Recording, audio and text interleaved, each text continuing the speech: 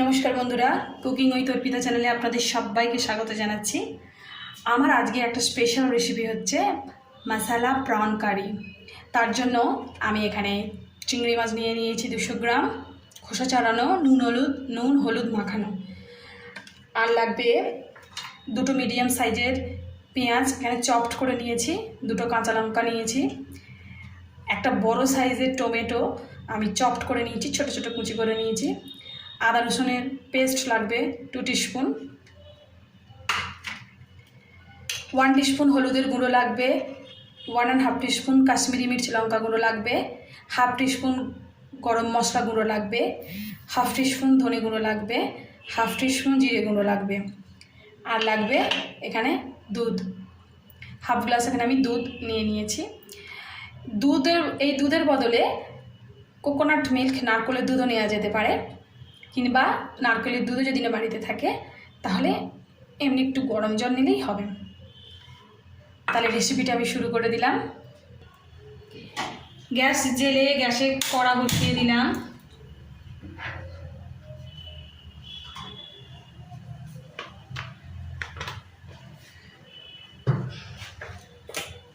Cooking oil 2 teaspoon,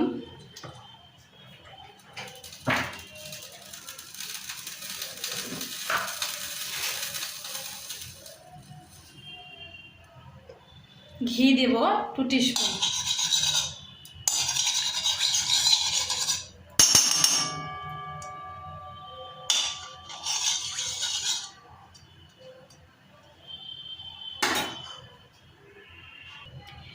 তেল ঘি গরম হয়ে গেছে।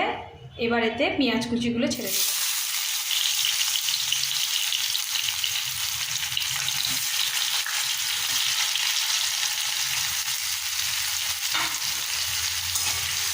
হালকা করে ভাজবো, ডিপ ফ্রাই হবে না, হালকা করে ভাজবো। হালকা করে পেঁয়াজটা ভাজা হয়ে গেছে। এবার এতে চপড করা টমেটোগুলো দিয়ে দেবো।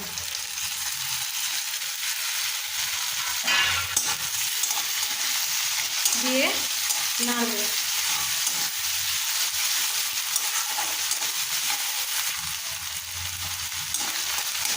অল্প একটু নেড়ে আদা রসুনের পেস্টটা দিয়ে দেবো।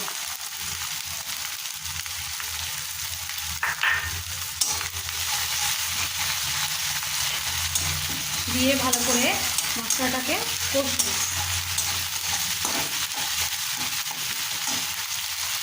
গুঁড়ো মশলাগুলো যাতে ছিল সবই দিয়ে দেবো।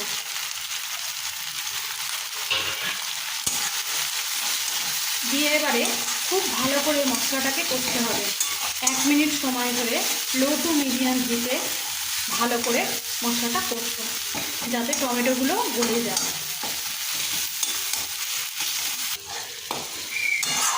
এক মিনিট কষার পর টমেটোগুলো গলে গলে গেছে,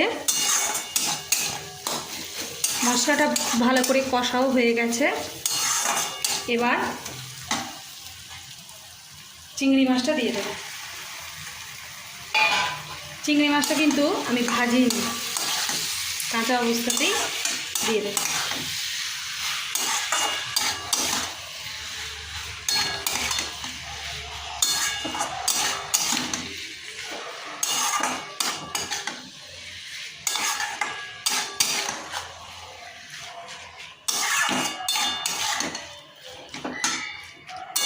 ভালো করে মশলাটার সাথে মাছটা কষে নেব।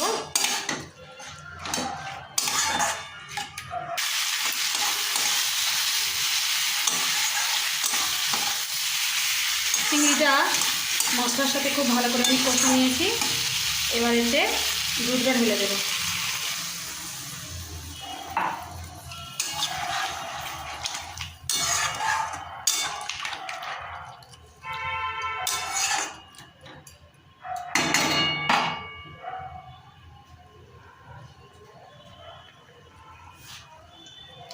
কাঁচা লঙ্কা দুটো ফাটিয়ে দিয়ে দিলাম।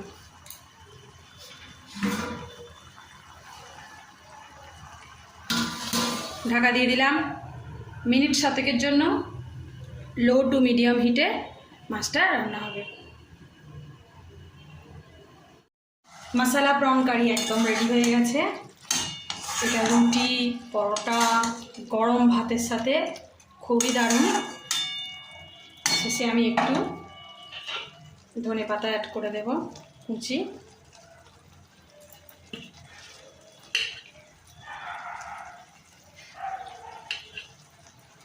ব্যাস একদম রেডি মশলা প্রন। গ্যাস অফ করে দিলাম।